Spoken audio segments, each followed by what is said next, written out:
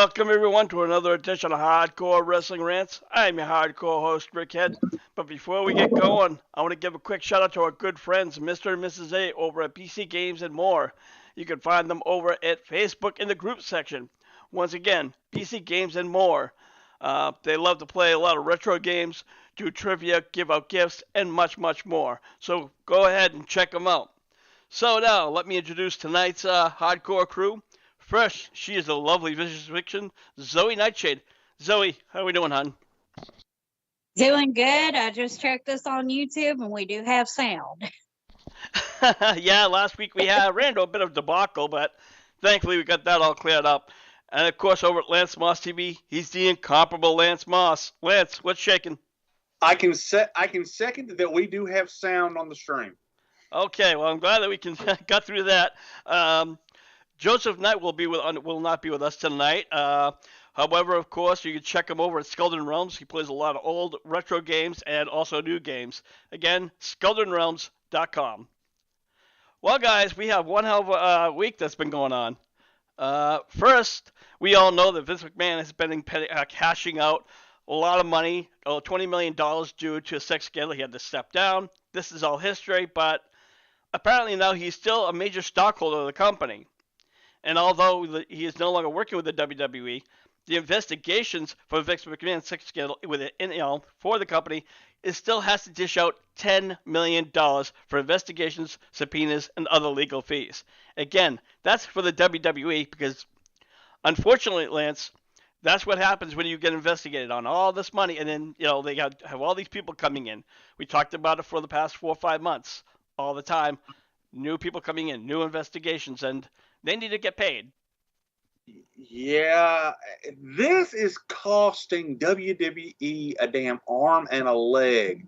You got the 20 some odd that Vince took from the company, which he called out of his own pocket to pay these women, and now that this, it's roughly $30 million, and that's probably going to get higher from here. Damn. Yeah, absolutely.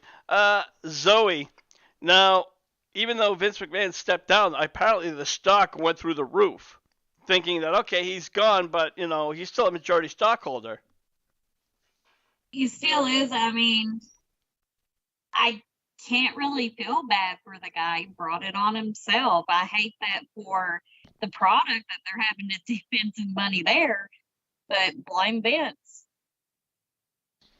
Well, I guess when the CEO, Stephanie McMahon, is the daughter, it's kind of hard to really go out and blame him. Family's family, and unfortunately, she's probably still going to go to bat.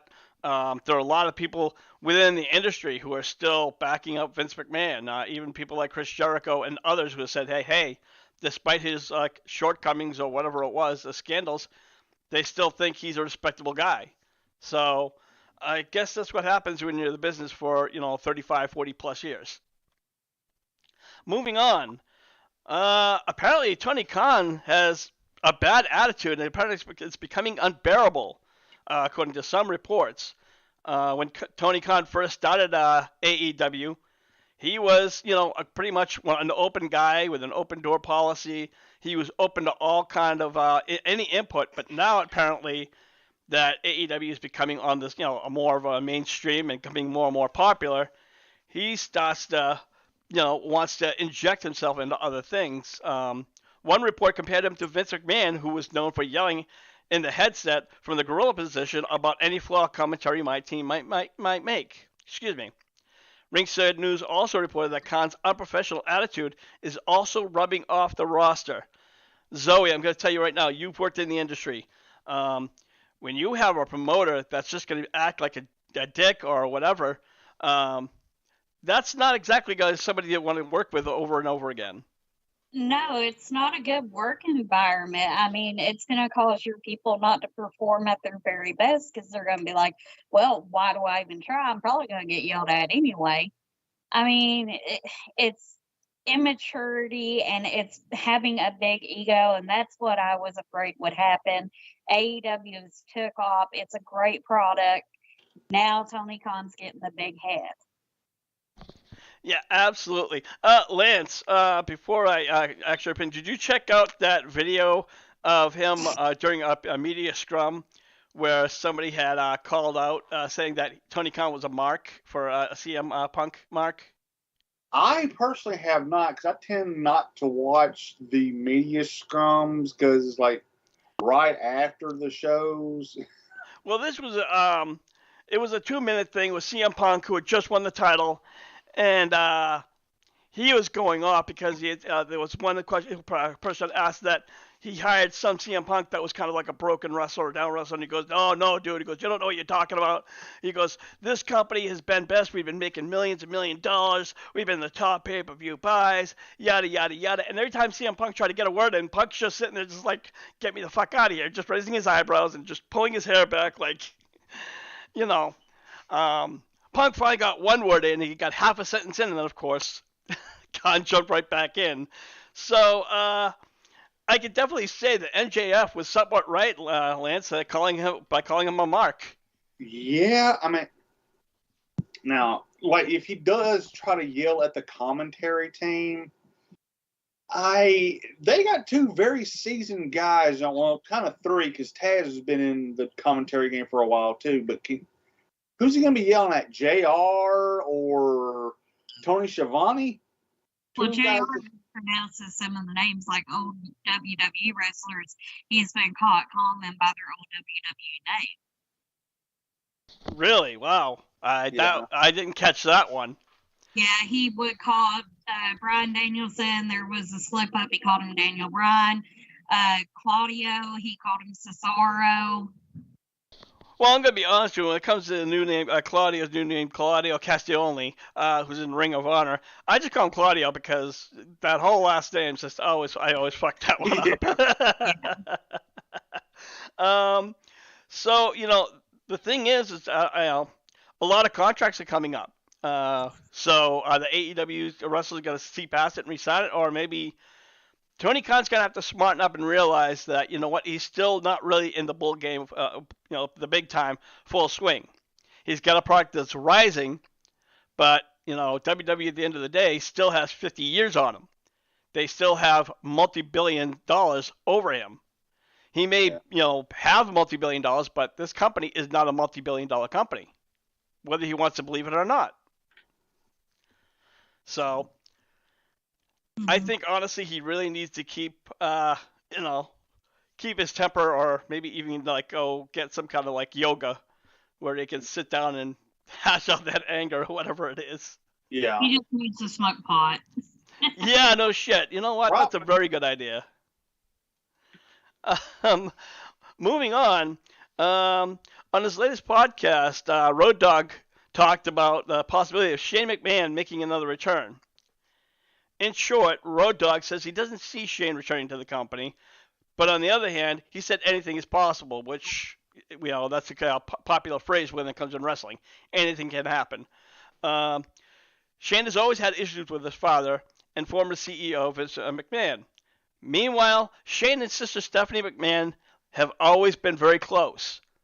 The only time they really had any kind of like issues or waves is when Stephanie first started dating Triple H, which at the time it was pretty much an underlying rule is that they don't like date the talent or or let alone marry the talent.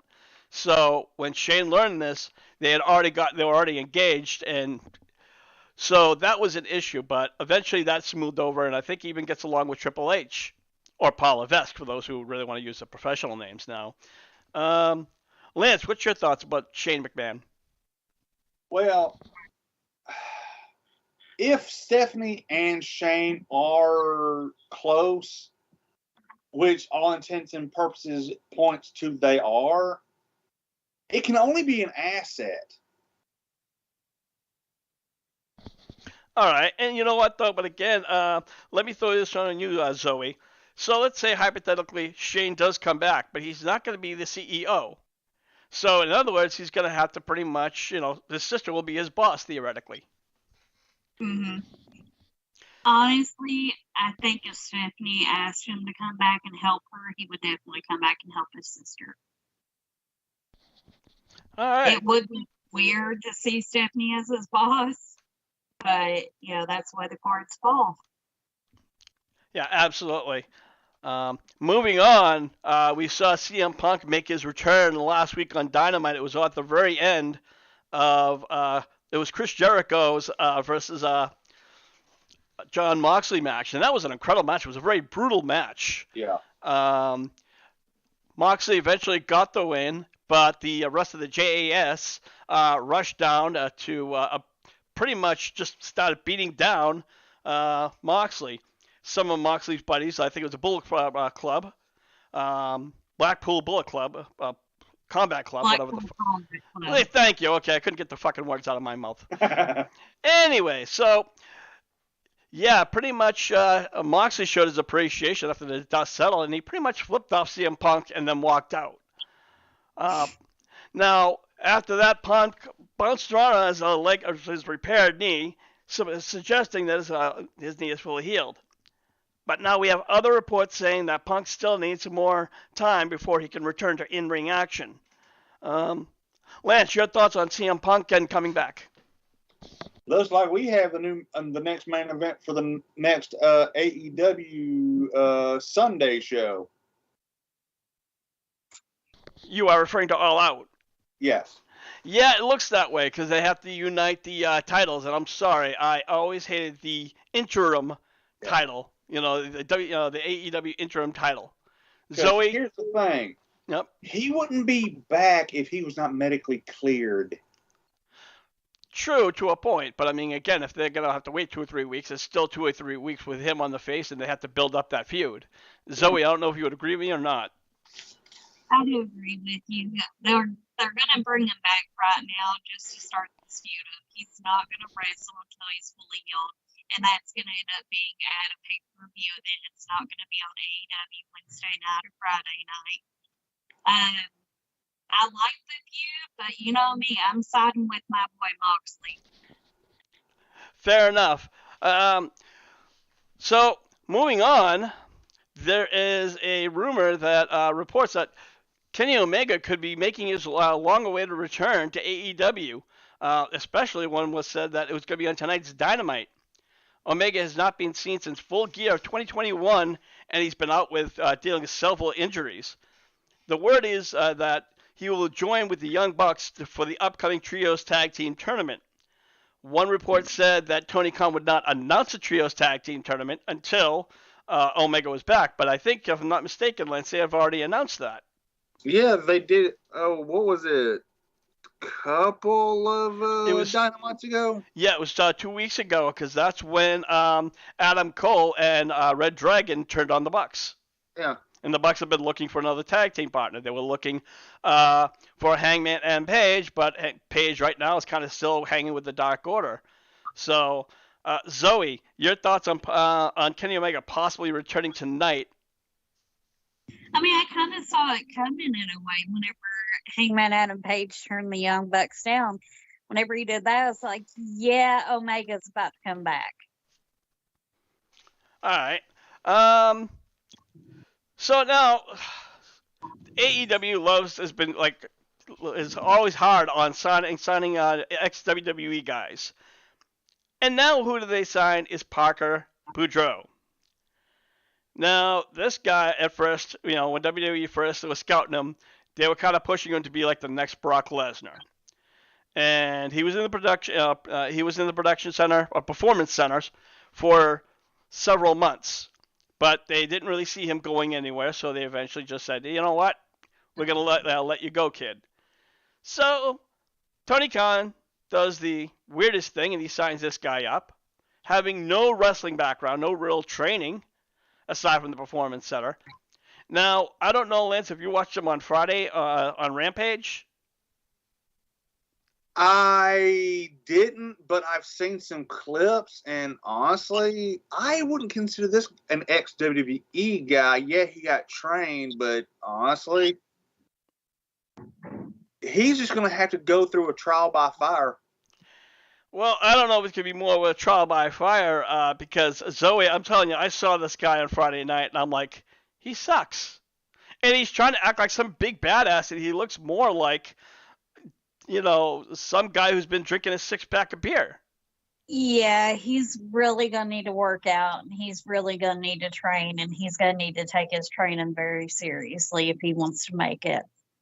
Yeah, absolutely. I mean, I'm sure the guy, in football was probably good at football, but I'm not sure. Football's not wrestling, Yeah, though. exactly. We've seen a lot of football players who came in, but they were also like physically fit. This guy, he's 6'3". He has the size, he has the weight, but unfortunately, it's more of just like I don't know, like fat weight. It's more, like Yeah. fat than He muscle. Like looks this. like he looks like he's 5 months pregnant, almost. It.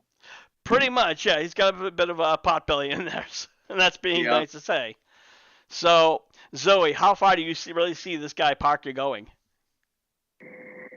I don't. I really don't. I don't even see him being as a mid Carter. I see him on AEW Dark, and that would probably end up being it.